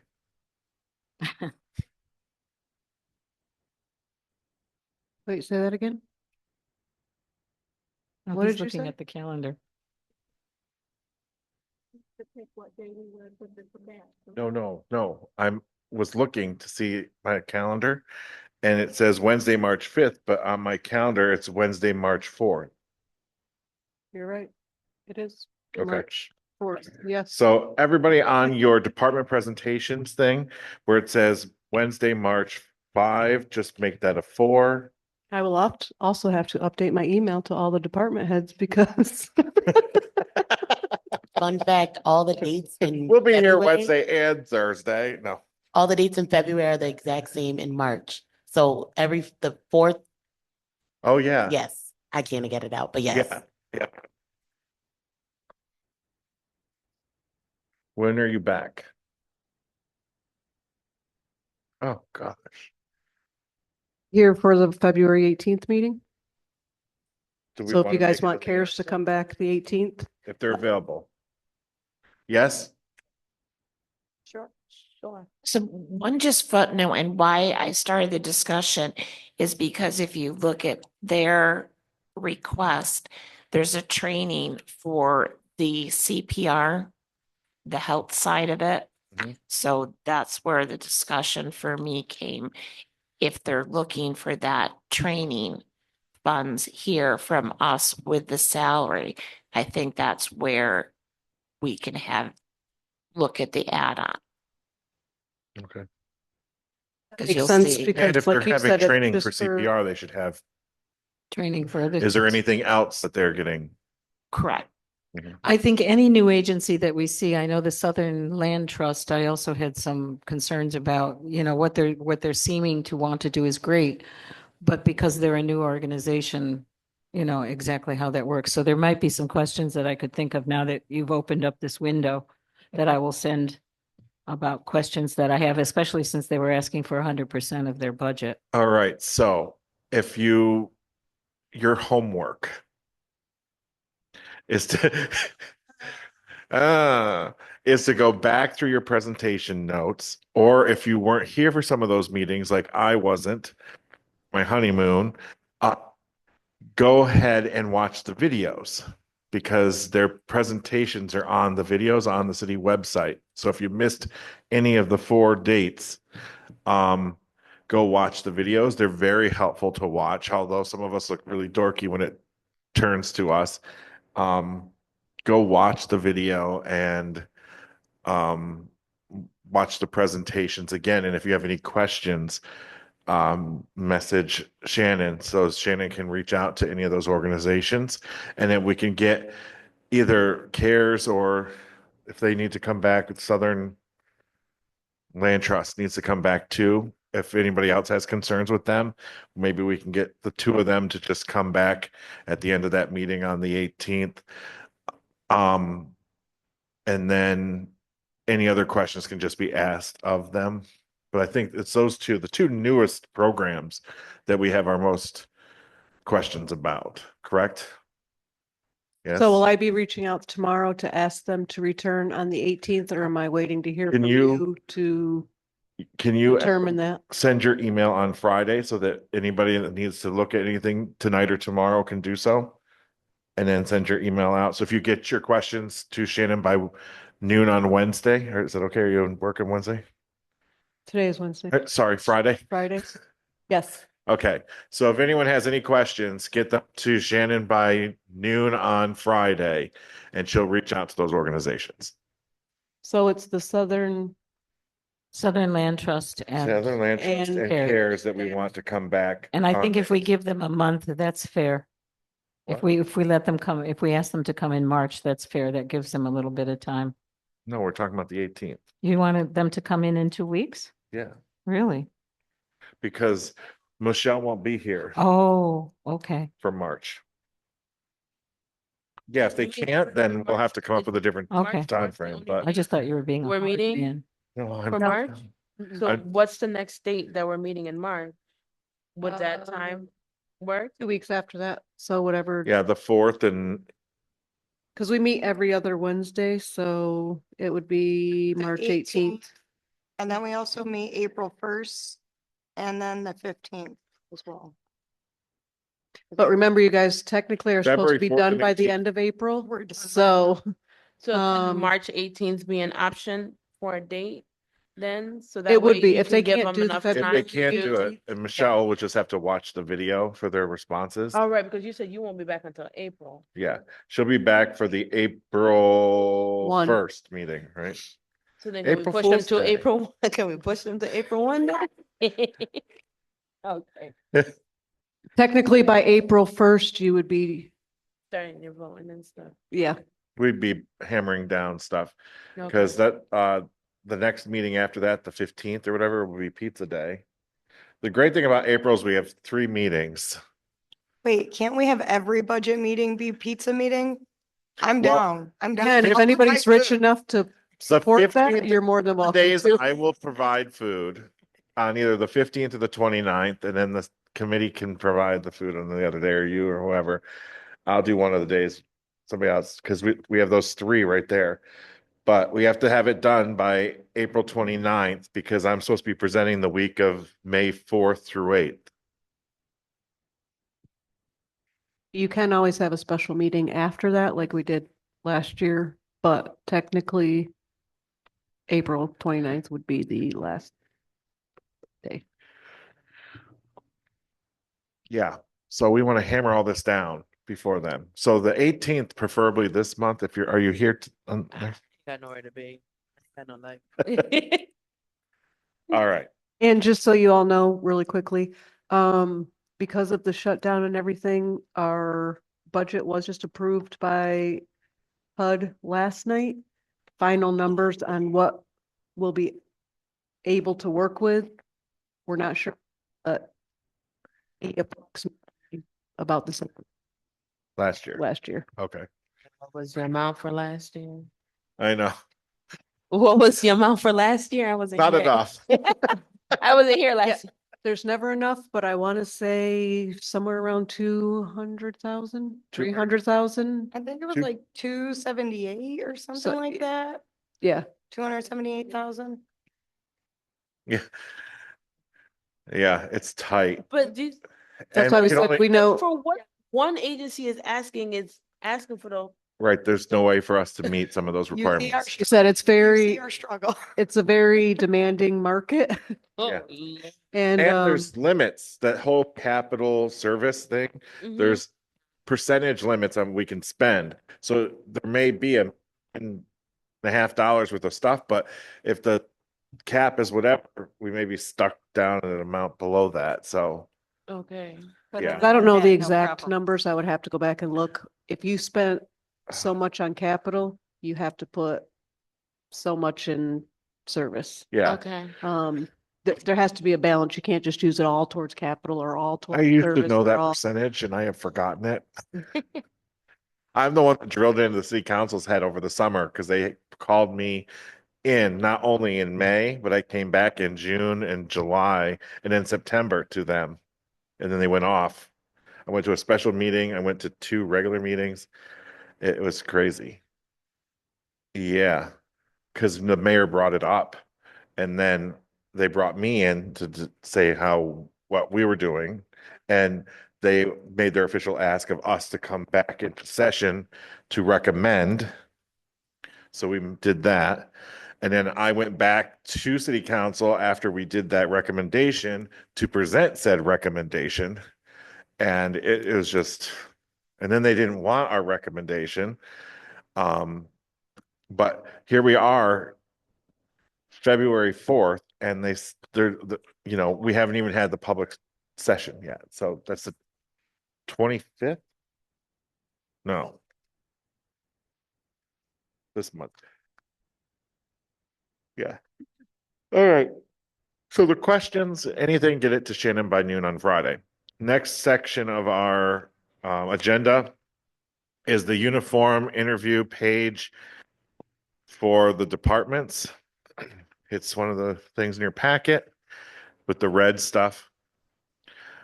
Just give it a quick glance. If there's anything you want added or you think is not sufficient, let me know. Let Shannon know if you think that we should add anything.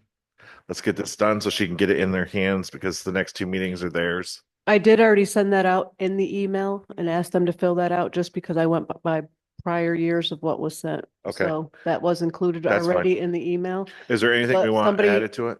I wonder, would it be possible to add about, do you have any unspent money? Oh, God. I mean, yeah. I You know think what? honestly, that rule doesn't really apply to I- them just because a lot of things could come up like demolitions. There could be an emergency demolition. So there's money that's put aside for that. I- Street projects, obviously it's weather permitting, so Oh. some money might not be spent on that. But But if we have a closer collaboration with city council and the city, then we can ask that at a certain point within our maybe at the beginning of the new fiscal year, we can ask for those things, that information Once to they be sent to have- us. I'm not comfortable asking that till they have their procedure cemented and voted on. Well, we would know by the end of a fiscal year if they didn't do what they were supposed to, and wouldn't we? That, this, No, not on this. What Oh, I'm okay.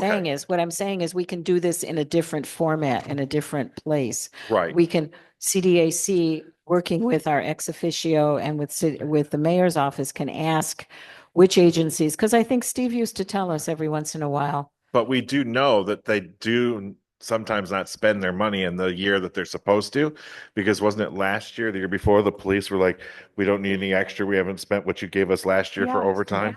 Yes, yes. Yeah, but I So- mean, those kinds of things could be reported out. It could be an actual procedure that we include in our deliberations.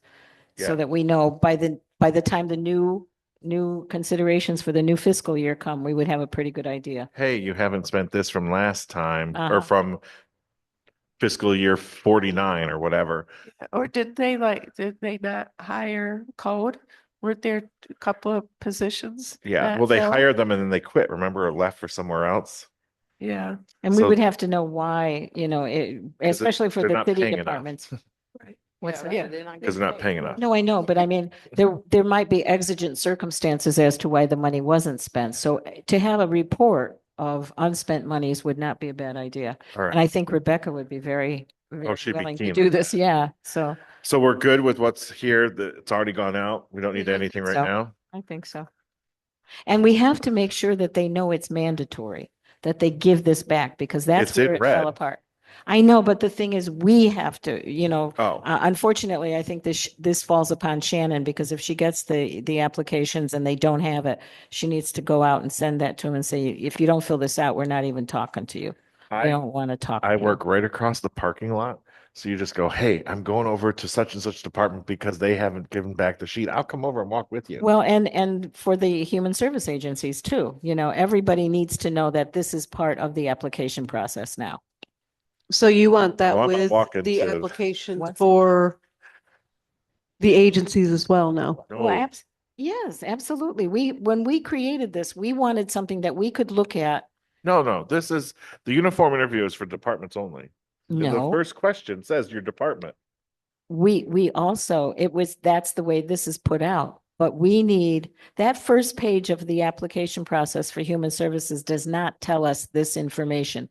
This could be adapted and made their first page. But I think there is a page for that. But not in the kind of order that we have it here. So Oh. we need to look at it so that when we have the human services people come in, we have the same ease of looking at this one pager sheet. rather than flipping through our folders. You we want a have this quick one sheet page. at the front of each Yeah, one. we want to have a précis of your overall overview. So instead of saying department, we could put agency. Absolutely, And absolutely. then, Oh, yeah. Yeah, this is our September meeting. absolutely. Well, if we have this ready and the. This is the September meeting, folks. We're cutting ahead. Well, if they know, I guess if they know this is gonna be an expectation of them, then they would have it prepared. Exactly. in Right, but time we've already seen all of our for- agencies. Oh, so then like. But if you look at the human services applications, that front page doesn't really tell us anything. If this could be adapted as the front page, we could look at that one thing and say, and have everything we need to know about that agency for our purposes of deliberation when they come in. Okay, so next year when we start this, just make some notes for yourself. So would you like it as the application process, or would you like it as an email No, I attached think it in needs an to be. email that goes I out for their think it needs to be presentation? It needs to be in this look. It needs to be adapted as the cover page if it's Yeah. if it's For the possible. application. So this for is the- it'd be yeah. like a quick sheet, and then you flip over more detail, Exactly. full application, Yeah, so that you get it. So when we're looking at it, boom, boom, boom, boom. So exactly. we're not actually reading what they're saying to us, Yeah. because that's, you're going through looking for it, but you're reading exactly what 2/3 of them Yeah. are, And a lot of And times this you could have to also ask cut them- down on the time that they spend yeah. Exactly. during their presentation. And when we developed this, that was the initial, I don't think it got communicated, but that was the initial purpose I was feel to like it have, went out 1 year. it did, but it was never mandatory and we And it was never the- incorporated it. It was just kind of an afterthought. So if we can do this, it'll be great. And Okay, it so seems that's our to me September it meeting. was the departments that were the worst Yeah. about following what they needed And and what the they were human doing. service agencies weren't, I don't think it was even a consideration for many of them. They, a lot of them didn't do it at all. It was a hit or miss process that we have to kind of solidify. Okay, keeping us on track. So this page is good as it is right now for the department heads? Okay. All right. Upcoming department head presentation discussion. We just did the interview or uniform part. We're all okay with this being February 28th and March 4th, and adding potentially CARES and Southern Land, whatever, on the 18th, potentially, if they can. Great. Okay. Upcoming, oh, gosh. Okay. Number 6. Shannon, would you like to give us the information on this member?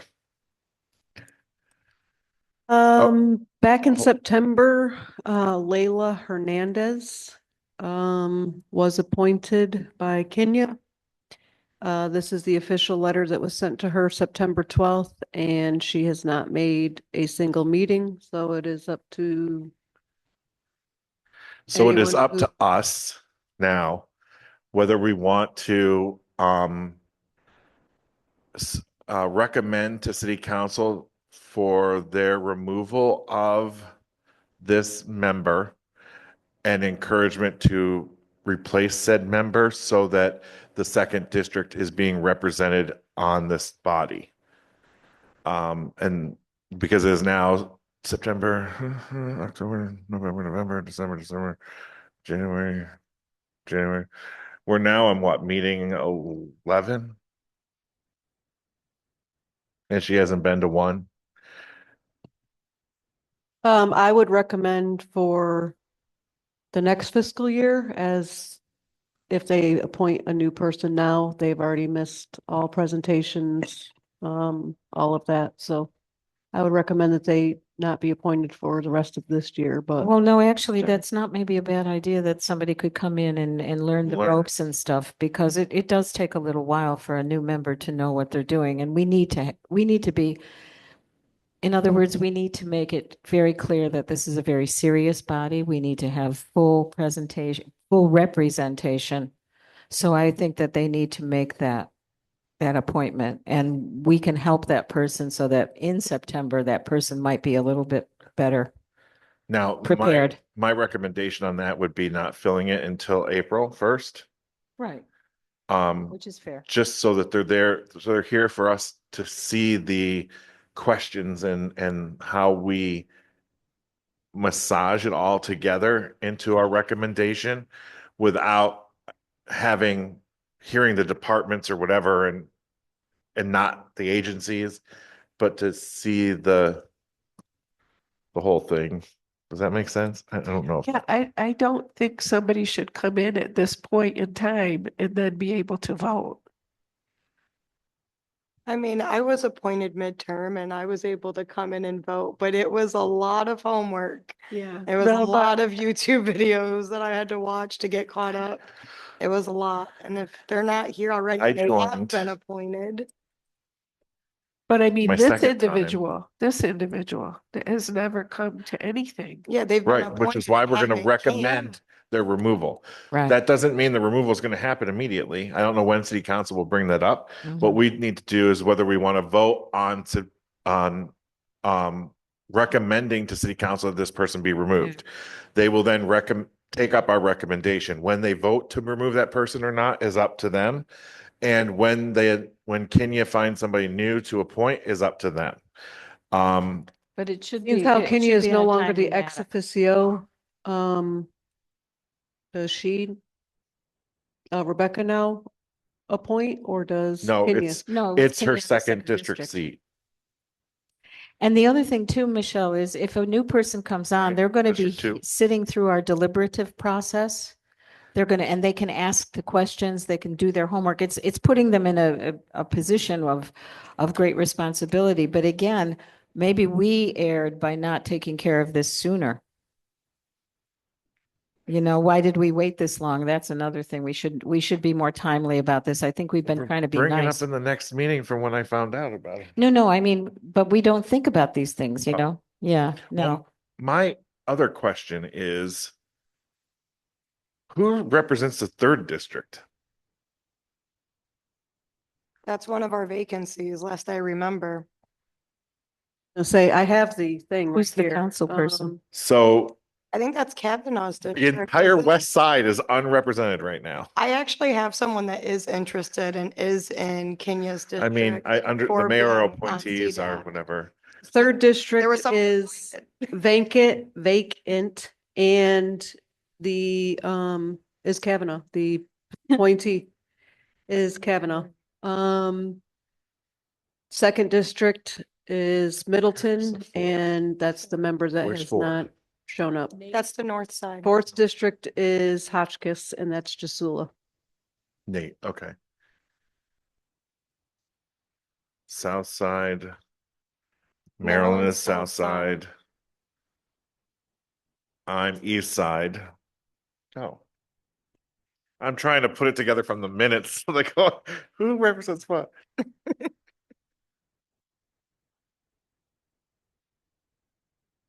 Michelle, you're from the south side too, right? At large. But no, I'm just saying there's nobody from the west side. You're the closest in the first ward. Oh, are you west side? And your even though first ward too? Jasula's the What are you? fourth district, she's on But the you're south ma- side too. So the most populated section of the city of Binghamton right now doesn't have. I know. We have everyone at the table tonight here, guys. No worries. How did I not realize this? I have someone that's interested. In the being- second district? Yes. Second They- or third? I believe it's second. They live over by Thomas Jefferson. I Well, believe maybe you that's- can put in a word To to. Kenya. Kenya? Yeah, I'm actually waiting for this Also person to send me their for- resume so I could forward it on to Kenya. Kavanaugh Do you is even know third who this district? person is? Wait, I know a lot their of term people. I don't know expires that this name. year. Did they not come at all? Well, no, they haven't come at all. Oh. Didn't I? Layla Hernandez? Hernandez. Her term ends this year. No, it just probably wasn't updated because she didn't come, Oh, but, okay. I was like, holy, because she was appointed in 2025, so I think it would have been, yeah. Unless she's filling out another term. All right. no, see, her term expiration is 12/31/26. What was I just looking at? I don't know. Oh, Kavanaugh's third district would have, Okay. they needed to have a reappointee, And they didn't. and they did not have a Yeah, okay. reappointee. All right, so do we want to recommend that Ms. Hernandez is removed, recommend to city council that Ms. Hernandez is removed from the board? Yes, So do we have a motion from someone to do that? I'll make a motion. All right, so the motion from Jordan is that the CDAC recommends to the city council that second district representative Layla Hernandez is to be removed from CDAC at the discretion of city council, and that second district city council woman Kenya Middleton then appoint a new representative to the second district for lack of attendance. Has never, yeah, stronger wordage, has never attended. And if you want me to put that in writing to you, I will do so. Okay.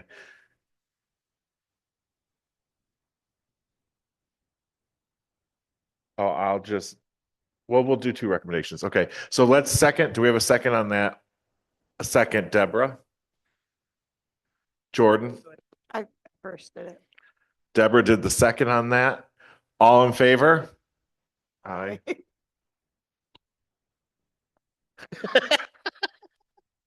She's mouthing something. I was like, is she talking to me or is she talking? Okay, opposed? Embarrassing him. Leave him alone. All in favor? Carried, unanimous. All right, so now I need a recommendation. This is just going to be ceremonial, but it light a fire under Mr. Kavanaugh, who was just here. If I'd known that, I would have said it right here. but we want to put a motion forth to recommend the placement of or an appointment of a member from the 3rd district. Does anyone have that motion? Can I make a motion as the chair or no? I'll make a motion. I'll make the motion again, if that helps. Jordan. Second, Deborah. Let's just keep doing it. Let's get it rolling. We'll roll. All in favor? Aye. Okay. I'll give you the exact words on those two motions. Do you want me to, I'll copy you because you're doing the minutes? Sort of, kind of? Okay. I guess it Actually, doesn't think I need might to know be. someone for the 3rd district too, now that I'm thinking about it. They live over on St. James in the senior housing Well, over you there. can reach out to Rob Kavanaugh and do I that. might know a couple people. Yes, be diplomatic about it. Oh, but wait until he gets the motion. All right. So that concludes our discussions today. Let's do final attendance so we can get out of here. It is 8:44. Start up with Deborah. Deborah Hogan, mayoral appointee. Asia Ambler, 1st District. Mary Ann Callahan, mayoral appointee.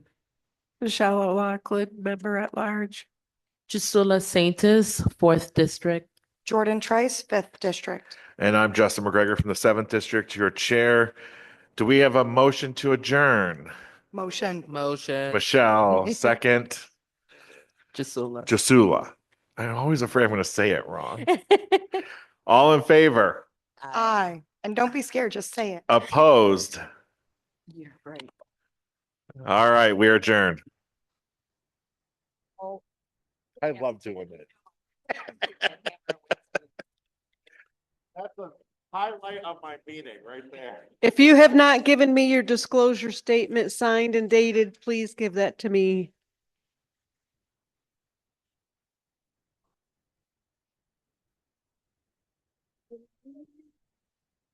Oh, nice.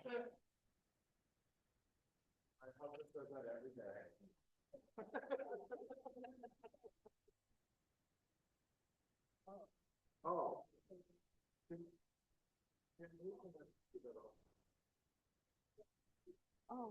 Before anybody leaves, I got something I want to talk to people about. I know, we're waiting. Yeah.